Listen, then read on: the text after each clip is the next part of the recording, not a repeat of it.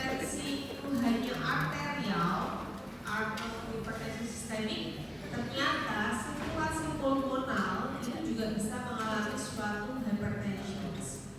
Nah, jadi ternyata hipertensi itu gak hanya sistemik, gak hanya efek arterial, tapi juga efek ke pulmonal. Lalu kita mau belajar, jadi apa sih disebut sebagai pulmonary hypertension, atau mungkin kita sering dengar singkatannya adalah PH, ya.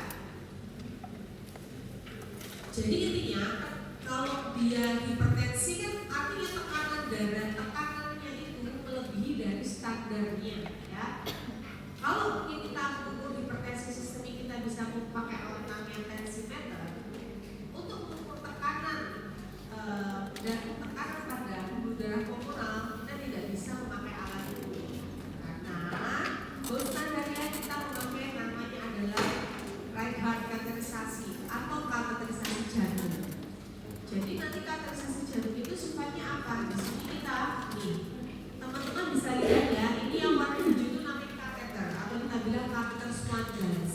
Ya, kateter Swan gas dia akan dimasukkan melalui femoral, yaitu apapun akses vena, ya.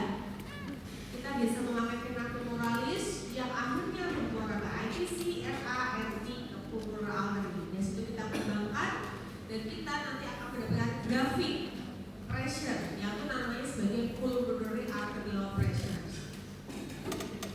Tapi ini tindakannya invasif. Artinya apa? Kita mungkin harus memasukkan suatu alat ke jantung. Tapi this is the gold standard untuk tahu seberapa besar sih tekanan dari arteri pulmonalis. Nah, normalnya in arterial pressure-nya in PAP, jadi in pulmonary arterial pressure. Jadi kalau kita di sistemik kita kan kenal namanya MAP, ya. MAP, in arterial pressure. Tapi kalau di paru kita sebutnya sebagai in pulmonary arterial pressure. Itu normalnya adalah kurang dari 20 saat resting, ya. Jadi suatu pasien, seorang pasien dikatakan mengalami hipertensi pulmonal atau PH bila satu RPAP-nya lebih dari 20 mm².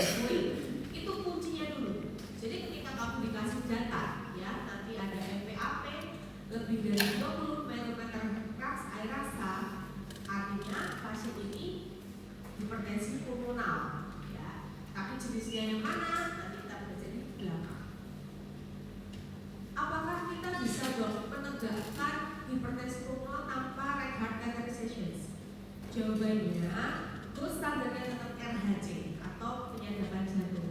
Tapi karena dia invasif dan tidak reliable, artinya tidak bisa semua center melakukan, kita nanti akan ada alat diagnostik lain yang spesifitas dan sensitivitasnya mungkin mendekati, tapi tidak 100% seperti RHC, ya. Salah satu yang bisa kita lakukan adalah nanti dari namanya echocardiografi. Nanti akan saya jelaskan ke belakang. Nah, di sini teman-teman bisa lihat, ya. Ini teman-teman bisa baca. Ada PH, ada prekapiler, ada postkapiler, ada combine. Apa itu, Dok? Jawabannya dilihat di sini. Kalian lihat dulu ya. Ini kan sama saja.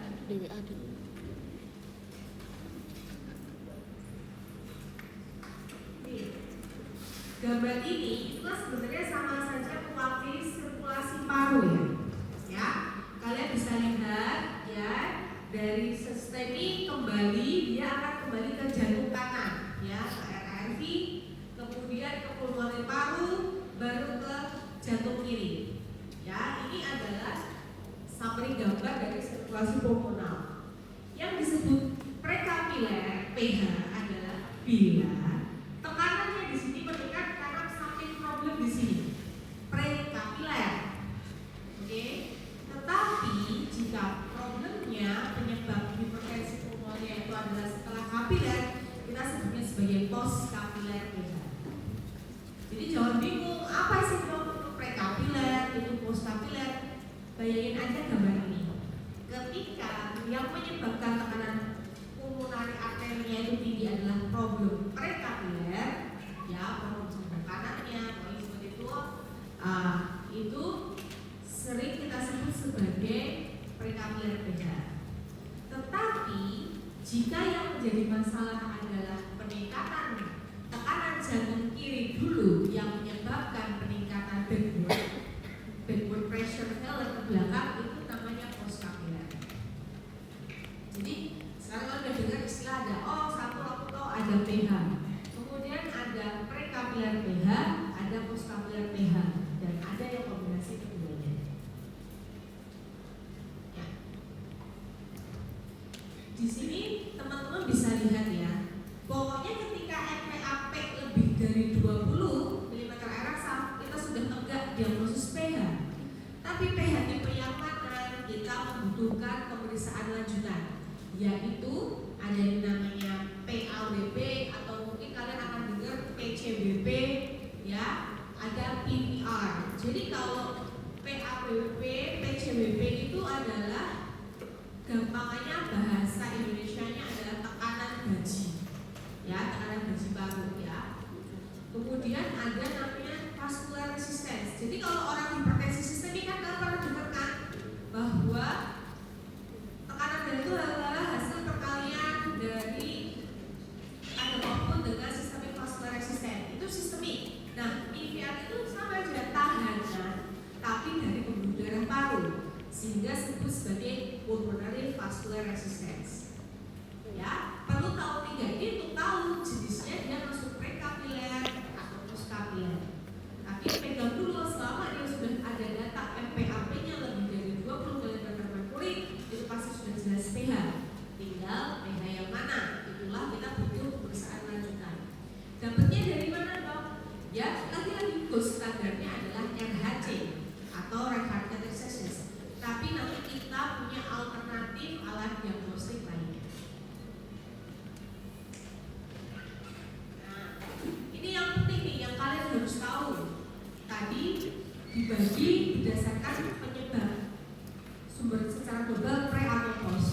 Tapi secara general pada guideline pH, pH itu ada 5 tipe, 1, 2, 3, 4, dan 5. Ya, ini harus tahu nih. Oh, jadi di dunia ini ada namanya pulmonary hipertensi. Nah, ternyata pH itu dibagi 5 grup, 1 sampai dengan 5. Ini dibagi menjadi 5 berdasarkan etiologi. Oke. Oh, ada bertanya. Jadi ada berapa jenis atau ada berapa tipe pH berdasarkan etiologinya? Ya, jawabannya ada 5. Ya, ada 5.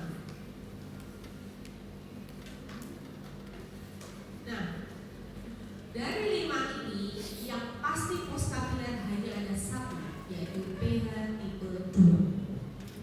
Karena jawabannya apa tadi? Due to left heart disease. Kita balik tadi ya dalam bagian tadi.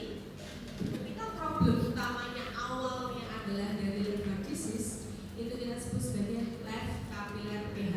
Left heart disease itu artinya apa? Ya, misalnya kelainan katup, mitral, aorta, ya, atau kelainan dari fungsi ejection systolic LV. Ya, itu salah satu penyebab pH tipe 2.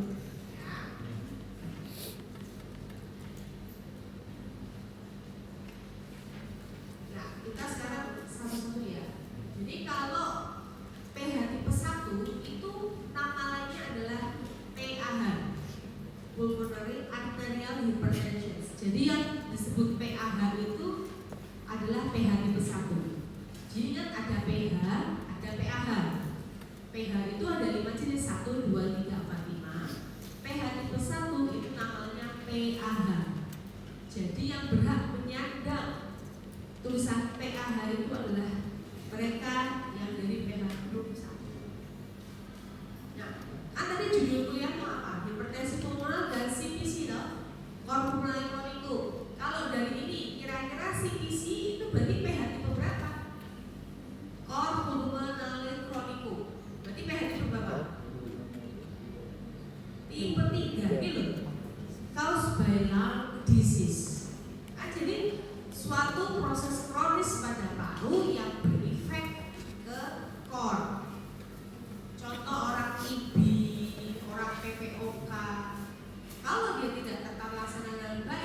dia bisa menyebabkan pH,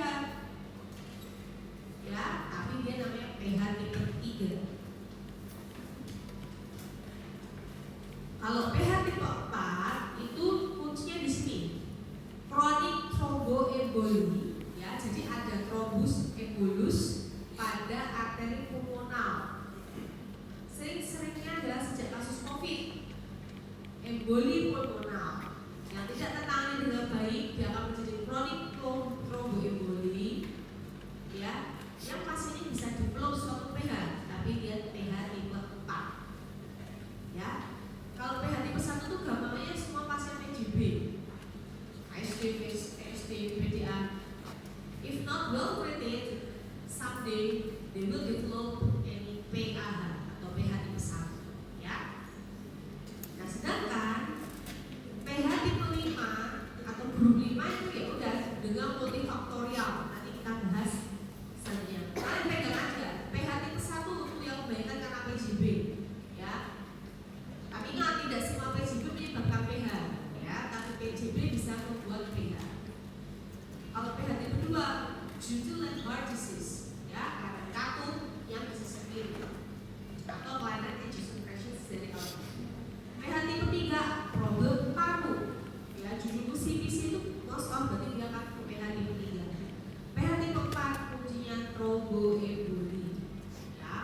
Nah, jadi kejadian COVID kayak gitu kan, yang bikin emboli pulmonal yang tidak teratasan dengan baik. Nih, kita bisa lihat di sini, kalau dibagi banyak banget, ya. Cuma kita bisa lihat di sini adalah congenital heart disease, pasien-pasien HIV, ya. Kemudian ada pH pada bayi baru lahir. Tapi most of pH tipe 1 itu paling gampang lihatnya related congenital heart disease, ya. Atau dia juga idiopati itu artinya apa? Artinya setelah dicek, ya, kalau kita curiga pH suatu pasien mengalami pH, itu sebenarnya kita harus cek penyebabnya apa. Karena tidak seperti orang sistemik hypertension, asal hipertensi obatnya ini enggak. Ternyata pH tipe 1, 2, 3 dan 4, 5 obatnya bisa berbeda. Tidak semua obat pH tipe 1 boleh diberikan ke pasien pH tipe 3 atau tipe 2.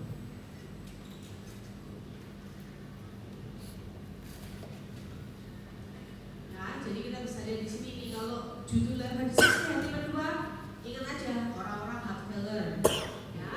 Kemudian kelainan katupnya terutama katup sisi kiri, ya, aortik dan mitral. Sedangkan pH tipe 3 itu problem paru, ya, PPOK, pasien-pasien juga anamnesis, pasien-pasien dengan TB seperti itu.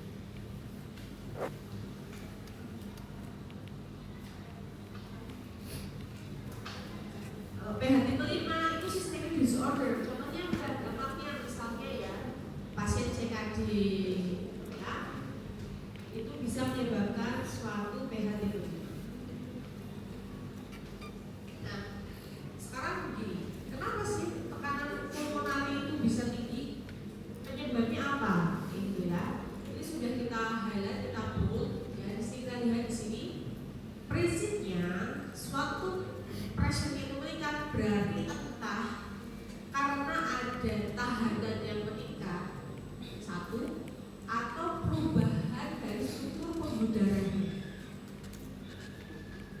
Oke, kamu bayangkan kamu punya selang air, ya, selang air yang ujungnya dia ada keran kecilnya. Kalau misalnya itu kan kamu kan gini, dia ujungnya puteran. Kalau kamu buka, puterannya makin besar, pancuran airnya makin kencang atau enggak? Enggak kan? Kamu makin kecilin lubangnya, tekanannya dia akan makin tinggi. Itu yang terjadi. Jadi ketika pembuluh darah pulmonar itu mengalami tahanan di ujungnya yang tinggi, otomatis tekanan dia akan besar. Itu satu. Atau yang kedua adalah selangnya itu sama, ya. Selang itu awalnya elastis, tapi dia over volume, ya. dilewati cara berlebihan, akhirnya dia akan mengubah struktur dari selangnya atau pembuluh darahnya yang tadinya elastis menjadi kaku, akhirnya tekanannya besar. Jadi prinsipnya kenapa sih tekanan pembuluh darahnya bisa naik? Emang dari awal karena pressure tahanan di distala yang tinggi, either dia itu over volume pada awalnya yang akhirnya memaksa suatu proses remodeling, ya, dia akan membuat proses remodeling di pembuluh darahnya, membuat pembuluh darahnya menipis.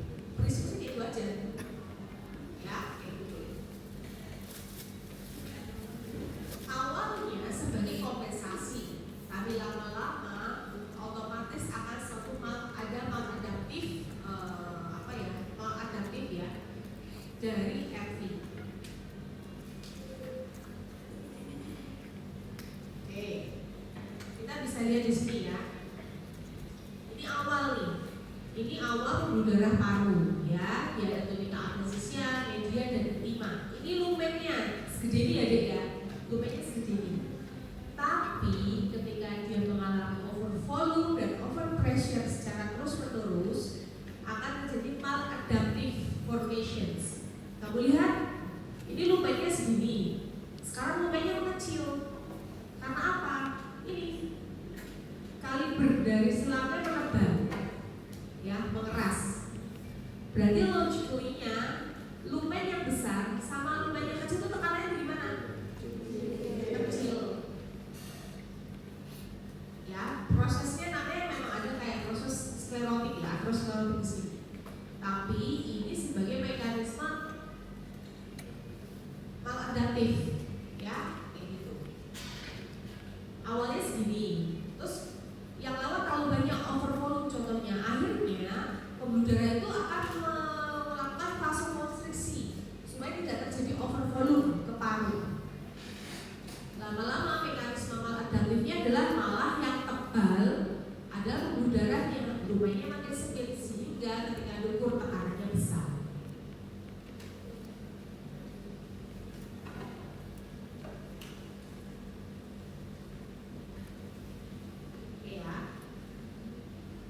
Kita lihat di sini dulu nih. Ini pada kasus-kasus pH tipe 1. Saya ambil contoh salah satunya kan PJB ya. Misalnya pada pasien ASD. ASD itu syarnya dari mana ke mana deh? Lubangnya di mana?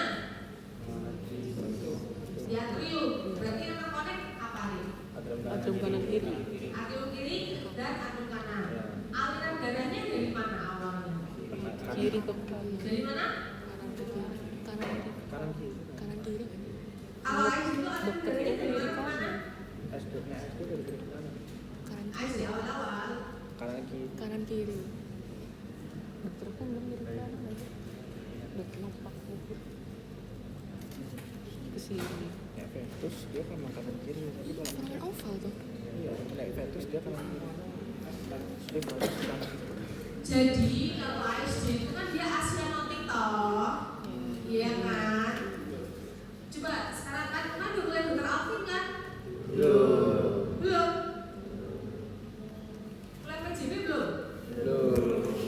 Jadi kayak jantung bawaan itu ada sianotik sama asianotik, ya. Definisi asianotik itu ya lahir dia nggak biru. Tapi kalau tidak dirawat dengan baik terjadi SMA kan baru namanya dia biru, ya. Salah satu PJB asal itu adalah namanya ASD, atraseptal defect. Oke, dia mengkoneksikan atrium kanan dan atrium kiri. Atrium kiri tekanannya sedikit lebih tinggi daripada atrium kanan. Berarti share-nya akan kemana? Kiri ke kanan atau kanan kiri? Kiri ke kanan. Kiri ke kanan. Karena prinsip cairan itu apa? Dari bertekanan tinggi ke tekanan rendah. Oke? Kalau gitu berarti atrium kanannya akan terima darah dari mana aja? Dari Dari vena, sistemik sama kiri. Dari sistemik vena dan juga dari atrium kiri. Terus dia berarti mengalami apa? Over apa? Over volume. Over volume. Terus dari right atrium diteruskan ke right ventricle. Right ventricle ke pulmo apa?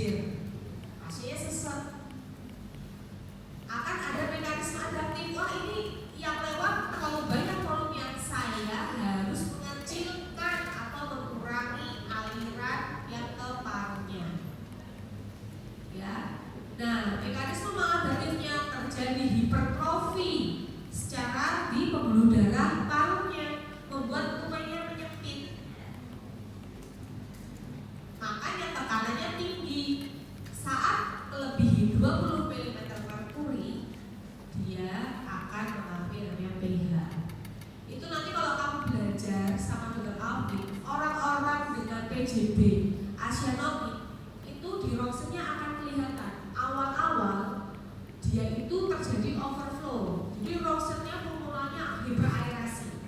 Tapi ketika sudah terjadi pH apati yang severe, parunya jadi bersih, hilang vaskulernya, ya karena nggak ada aliran darahnya lagi. Ya, jadi itu yang disebut kalau ronsen orang-orang awal-awal kemudian PSD, ASD yang belum terjadi SMA ya, itu akan terjadi nih hiper apa ya, volume ke paru, jadi kayak hiperaerasi, percikan curahan glukosa vaskulernya meningkat. Ya, tapi lama-lama ketika pH severe, nanti udah penyempitnya tuh, malah nggak ada, sehingga namanya oligemia. Jadi di awal dia pruning, juga kamu browsing pruning pada rosenora versus oligemia.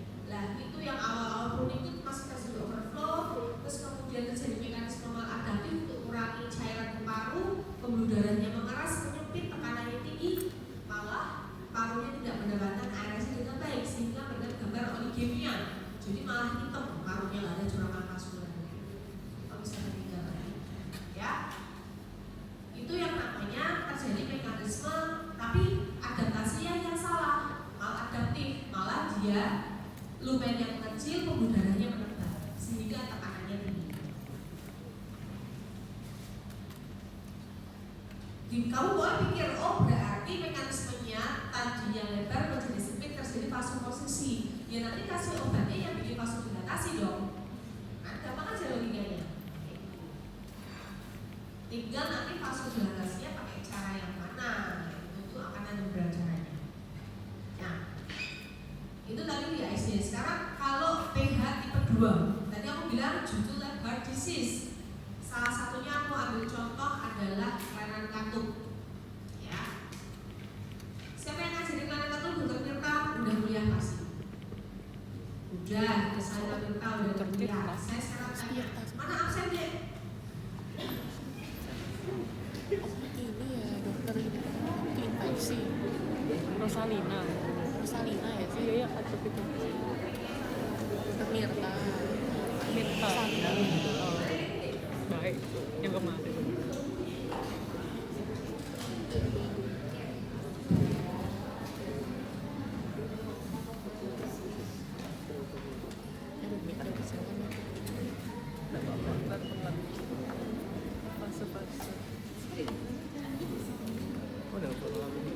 ada tukang. Sekarang aku mau tanya sama Caroline Iren.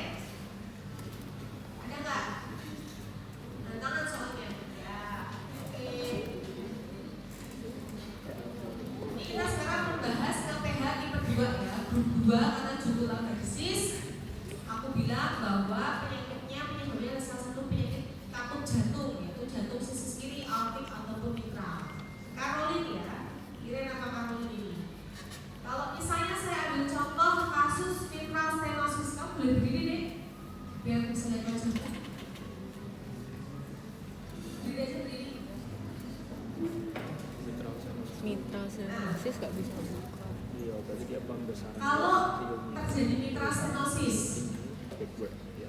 kira-kira ruang jantung pertama kali yang mana yang mengalami overvolume atau overpressure? Aku highlight deh. Kalau mitral stenosis itu mitralnya sama sih. Iya.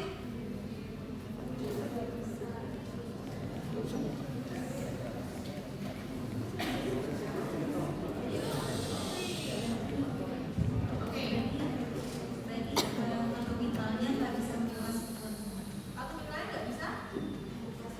Oke, nggak bisa buka sempurna. Itu kayak pintu itu ya. Harusnya dia terbuka lebar. Tapi terbukanya cuma setengah atau sedikitnya. Impactnya berarti apa deh? Berarti darahnya gimana? Balik ke Nih ya, aku kasih contoh. Ini misalnya ruangan isinya 200 ya. Kalau pintunya kebuka lebar, ya 200 orang bisa keluar dalam waktu 5 menit. Tapi kalau pintunya cuma kebuka setengah, kira-kira 5 menitnya bisa keluar berapa? Yang kita nggak tahu ya, kurang ya. Berarti kan ada penumpukan orang di sini. Padahal pintu ini terbuka, masih ada orang yang masuk. Sehingga orang di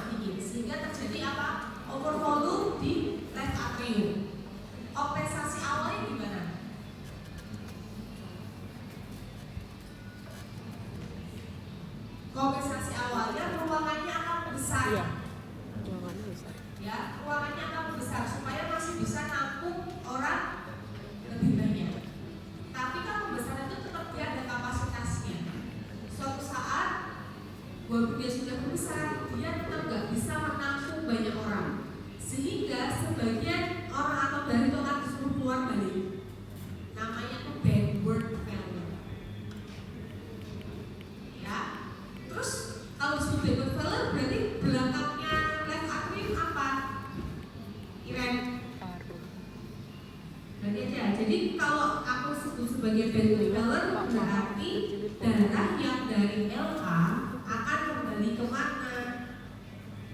Augmenti. Ya. Kemana kira-kira?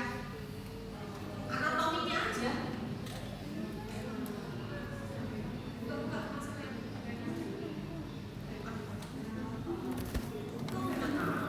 Vena pulmo. Vena pulmo. Dari atrium kiri Lihat gambar ini. ke vena pulmo. Lihat gambar ini. Kalau LA-nya itu over, dia nggak bisa terima, sebagian dia suruh balik. Berarti apa? Kemana? Vena pulmo. Ya, ke vena pulmonal. Ya, vena pulmonalnya over volume dan nantinya dia akan menyempit. Sehingga tekanan di parunya karena depannya menyempit, tekanannya besar, parunya akan meningkat, kapiler parunya. Makanya aku bilang kalau pH tipe 2 itu post kapiler pH, karena penyempitan obstruksi awalnya terjadi post tingkat kapiler post kapilernya. Jadi sama-sama mekanisme adaptasinya adalah kalau pH tipe 2 karena depannya itu awalnya over volume menyempit sehingga terjadi over pressure, tekanannya dia akan meningkat. Paham sampai sini? Nah, kalau pH tipe 3 itu problemnya adalah di paru. Nah, parunya kan gambarnya di belakang ini. Ini gambar paru-parunya. Ya, problem paru yang menyebabkan gangguan interstisial paru, jaringan paru, sehingga tekanan kapiler parunya otomatis akan meningkat. Walaupun selalu berpikir deh, kalau depan itu obstruksi, pasti belakangnya pressure-nya akan tinggi. Kamu injek selang aja, selangnya panjang, ujungnya kamu injek, selangnya kan gembung belakangnya, ya. Jadi ketika semua ada tahanan di depan kita atau di distal ya ngomongnya, pasti proximalnya atau ujungnya yang sebelumnya itu akan mengalami peningkatan. Nah, itu yang terjadi pada pH tipe 3. Oke. Kalau pH tipe 4, karena apa? Pembuluh darahnya tersumbat oleh emboli. Artinya kalau tersumbat tekanannya langsung tinggi. Dia melalui proses yang tekanannya tinggi, tidak melalui proses over volume dulu. Jadi ada yang over volume dulu, akhirnya diadaptasi menyempitkan, akhirnya pressure-nya tinggi. Ada yang dari awal karena pressure-nya sudah tinggi karena terobstruksi. Contoh pH tipe 3, pH tipe 4, ya.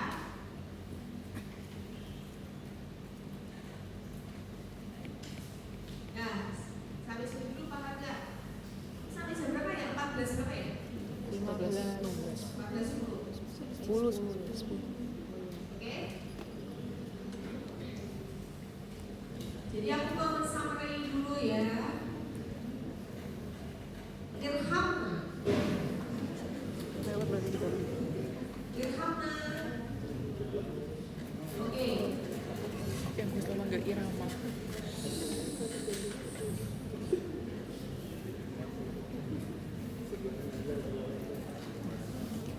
Jadi Irhamna, apa sih definisi pH?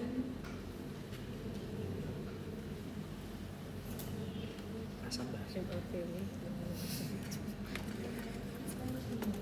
Ya, dengan panjangnya. Definisinya adalah adanya peningkatan tekanan arterial pulmonal.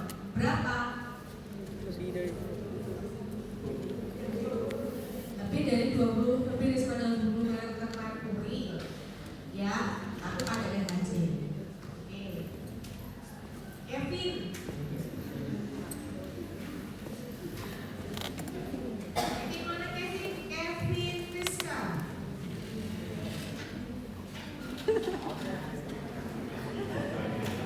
Mana Kevin Rizka? Ada nggak? Absen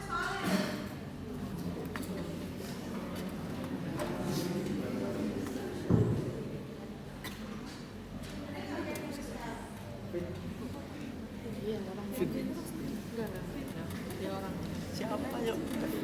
Mana? Angkat tangan.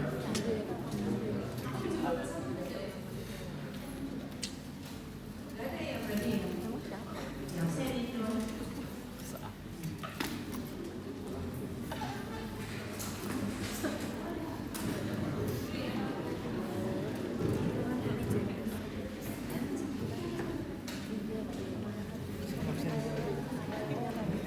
Pertanyaannya apa tadi?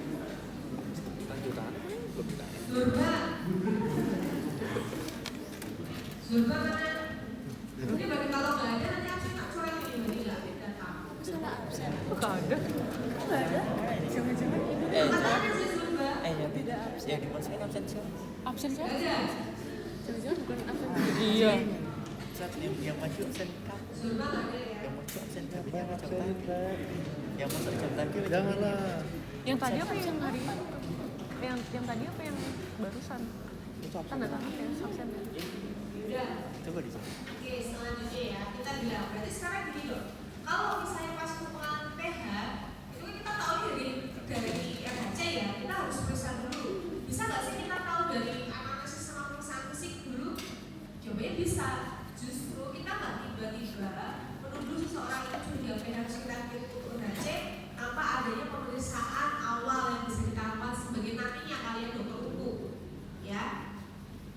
Karena otomatis kan tadi kan awal-awal yang terjadi sebagai PH adalah over aerasi dulu kan, overflow. Sehingga seringnya pulangnya akan datang dengan keluhan sesak nafas. Sama produknya. Ya, most of mereka akan datang nih dengan keluhan ini. Ya, bisa sesak, kemudian cepat lelah. Ya cepat lelah ya karena apa? Oksidasi ke paru-parunya jelek. Ya, atau ketika sudah tahap akhir menjadi right heart failure, buka semua. Ya. Jadi seringnya cepat lelah. Gak apa-apa kok cepat lelah ya. Ya, terus atau dia ya udah ortop tuh ya bisa. Oke, seperti itu. Seringnya dia atau bahkan awal-awal dengan gangguan berdebar.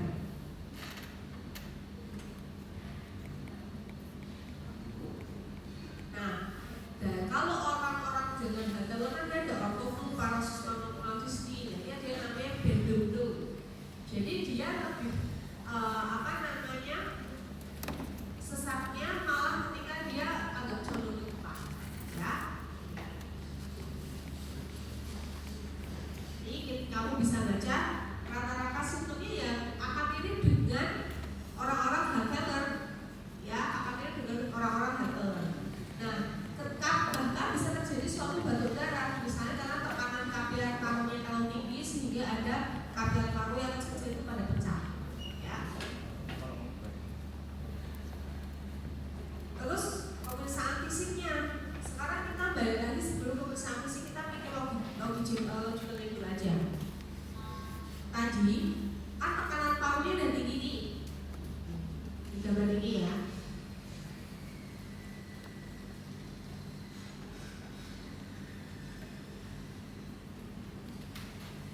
Ini kan tekanannya tinggi, ya. Artinya tekanan seluruh fisika kan tekanan akan diarahkan ke segala arahan. Nah, dia pasti ini tinggi, dia akan kembali ke belakangnya, ya. Nah, lama-lama akan terjadi awalnya pembesaran pembuluh darah pulmonal, ya.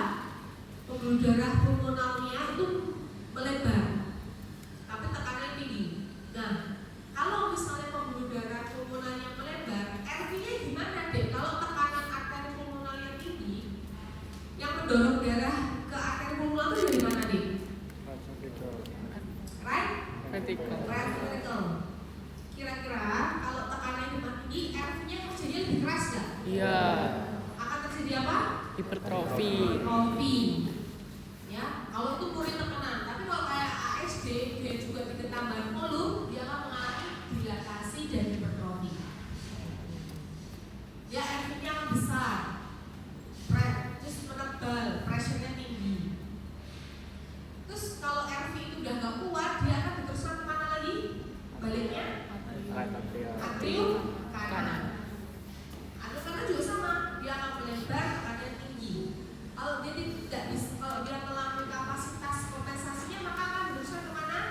Sistem. fenomena sistemik, makanya JPP-nya naik, ya, ASI tes, kakinya buka, itu sebabnya karena diteruskan ke belakang, ya, itu namanya backward failure. Itu kenapa orang-orang yang tadinya gagal jantung kiri bisa jadi gagal jantung kanan, ya karena melalui mekanisme PH itu.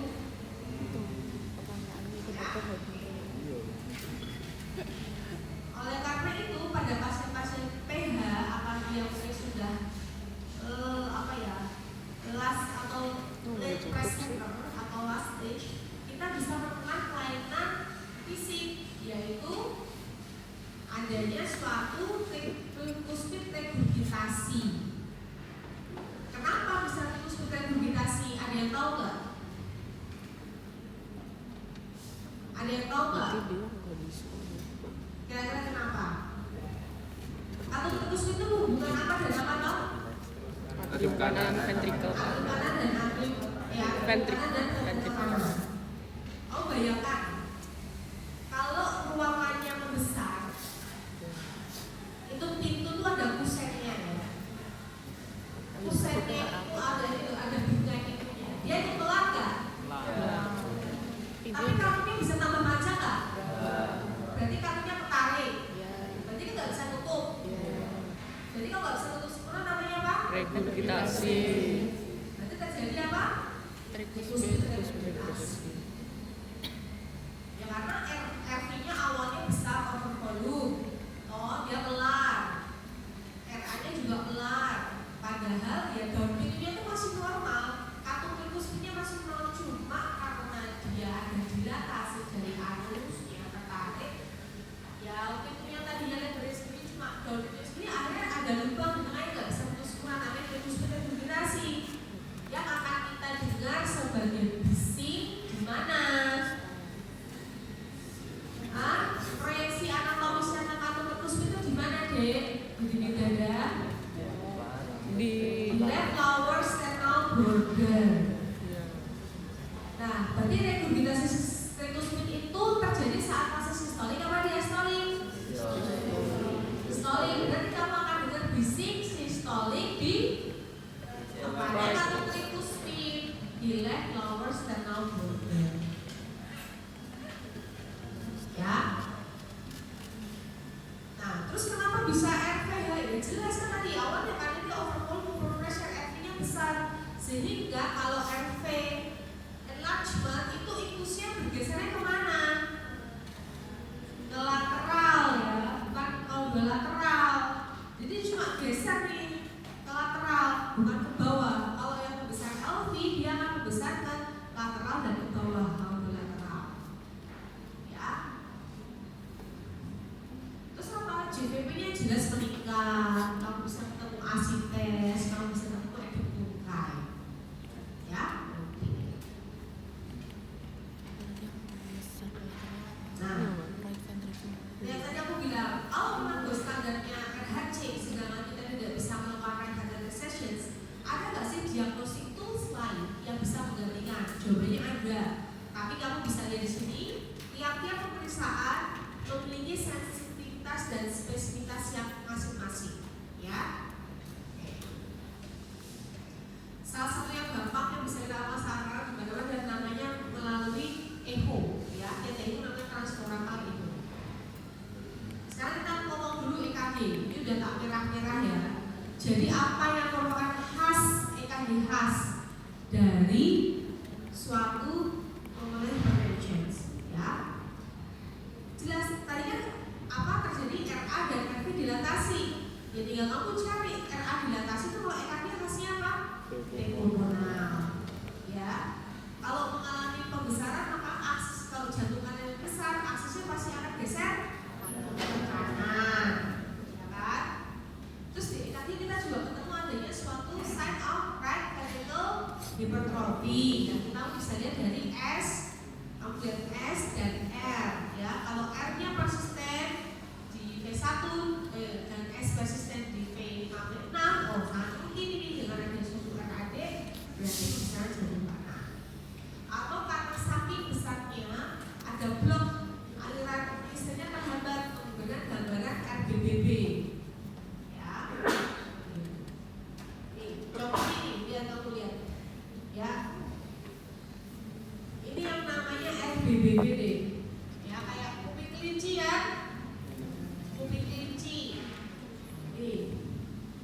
RBBP kalau sudah di V1, V2 ya, dia R-nya kayak gitu dengan adanya inversi. Terus kamu bisa lihat nih di lini 2 gelombang P-nya tinggi kan, yang disebut P pulmonal. Oke. Nah, terus kamu bisa lihat nih, orang kalau nggak tahu mikirnya oh ini iskemia ya, T inversi. Padahal kamu bisa lihat T inversinya terutama di inferior dengan gambaran RBBP itu khas pada adanya suatu gambaran RPH. Ya, ini adalah salah satu gambaran EKG yang khas untuk pasien-pasien pulmoner hypertension.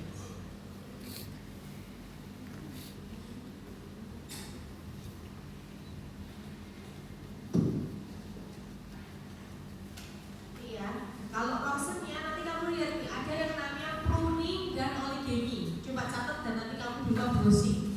Kayak apa itu pruning, kayak apa itu oligemi. Karena pada awal adaptasinya dia akan ada pembesaran jantung kanan, pulmoner artery yang besar sehingga pelakunya overflow. Gambarannya menunjukkan gambaran pruning, ya, pruning pada gambaran Rawson. Tapi ketika tidak pertangani dengan baik akan memberikan gambaran suatu oligemi.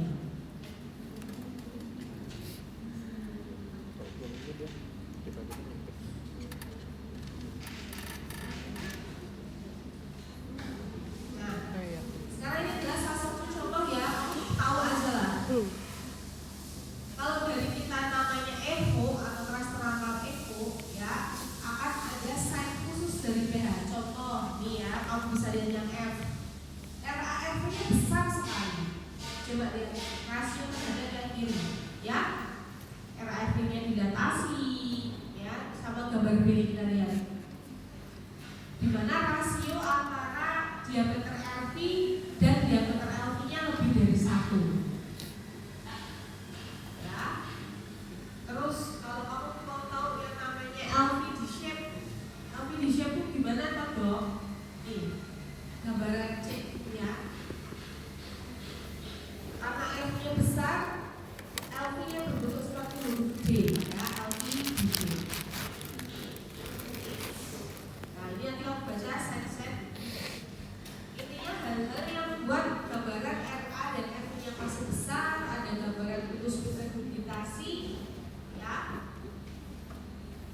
dan ada pelebaran dari IPC.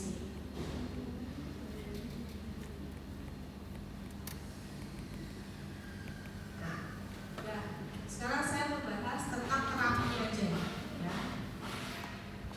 Kalau echo saya mungkin nggak akan keluarin untuk ujian. Saya cuma pengen tahu pada pemeriksaan fisiknya aja sama Rawson EKG kamu harus tahu ya. Sebagai nanti calon dokter itu harus menguasai. Itu nggak betul sih. Alhamdulillah. Jadi pokoknya aja. Tadi prinsipnya mana terjadi vasokonstriksi. Ya berarti kita harus membuat pembuluh darah yang lebar supaya tekanannya turun ya. Jadi ada 3 pathway, 3 jenis ya, 3 cara untuk membuat pembuluh darah paru itu melebar. Nah,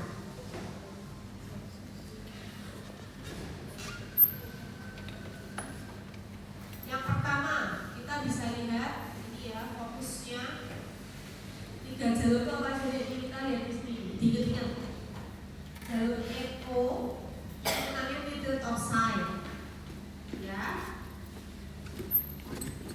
Kemudian jalur prostacyclin, jadi dia sebagai era endothelial receptor antagonis.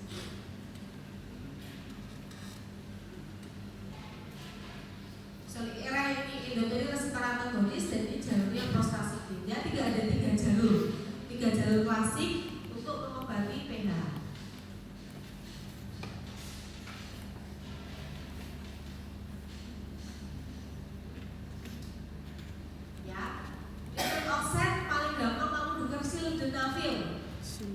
Obat yang ada di Indonesia ya.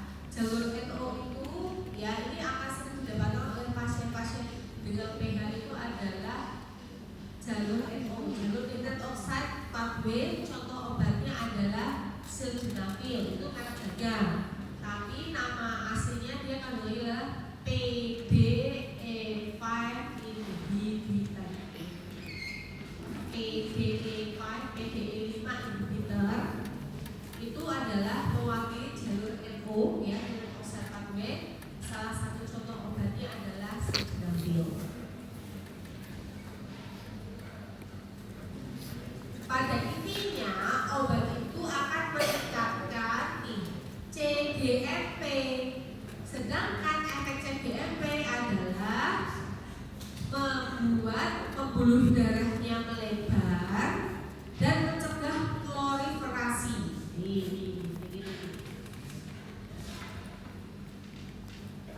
Ya, biar paham. Ini tadinya segini. Ini kan pembuluh darahnya menyempit tumenya dan menebal.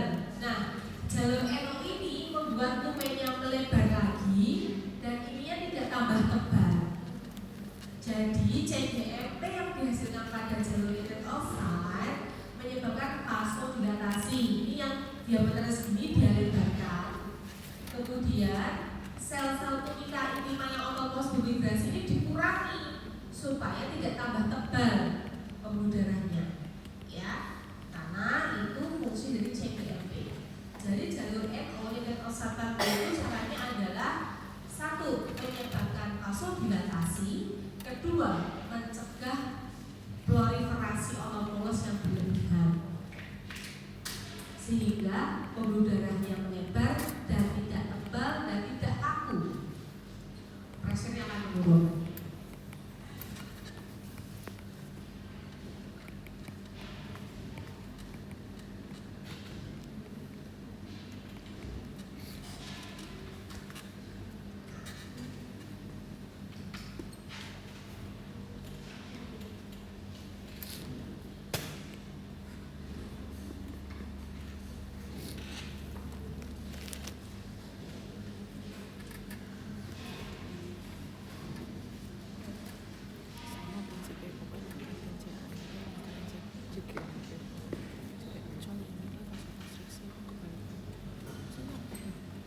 Kemudian yang prostaglandin pathway ya, dia itu menciptakan seperti endogenous prostaglandin. Sedangkan efeknya prostaglandin itu apa deh? Sama ya, dia menyebabkan vasodilatasi dan menyebabkan proliferasi.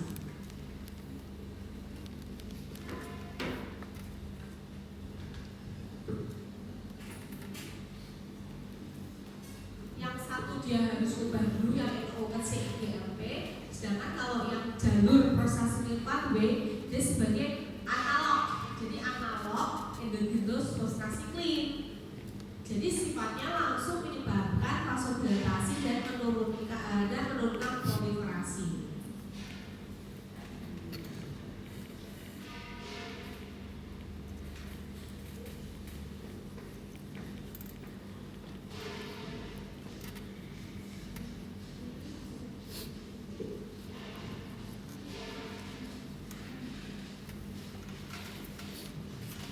Sedangkan yang satunya lagi adalah endothelin reseptor antagonis. Ya, antagonis. Jadi si obat ini seperti bosentan, dia akan menghambat endothelin 1. Padahal endothelin 1 itu kan fungsinya apa?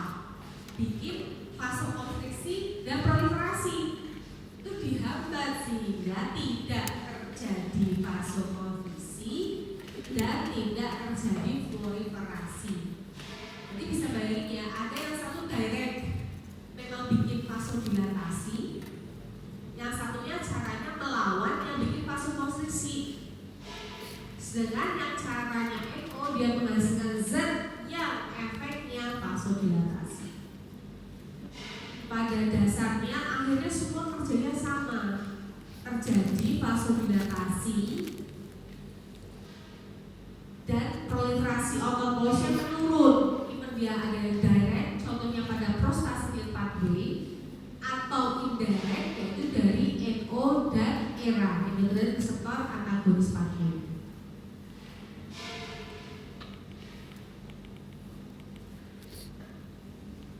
Nah, ini mungkin kalian harus tahu beberapa obat yang ada di Indonesia aja pernah dengar ya.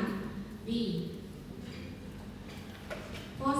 PDE5 inhibitor atau si jalur NO ya yang ada di Indonesia itu sildenafil. Namanya deh. Tuh contohnya ada di Indonesia aja, itu sildenafil. Dia adalah golongan PDE5 atau fosfodiesterase 5 inhibitor. Dia mewakili jalur NO ya. Nah, yang jalur prostaglandin analog ya yang langsung efeknya sesuai prostaglandin itu yang ada di Indonesia Berapros ya. Berapros itu kan banyak itu kita aja yang ada di Indonesia yang ada di BPJS Berapros.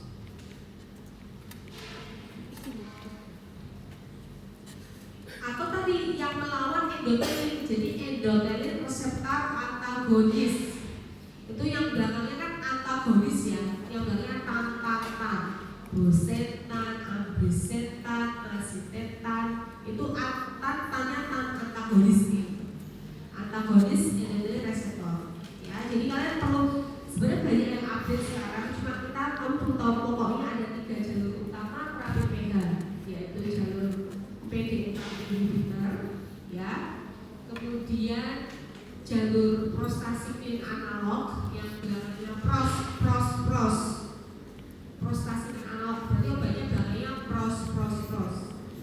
Nah, atau yang ketiga yaitu endotelin reseptor antagonis, jadi belakangnya tan, ambrisetan, masitetan kayak gitu. Ya udah itu selesai. Astaga, kan belakangnya tantan. Jadi sekarang Coba ambil kan. Aduh, nanti lagi kan pilihannya semua cuma belakangnya. Gitu. Pokoknya tantan lu belakangnya tantan. Pokoknya pilihannya nggak mungkin aja kayak asing menurutku.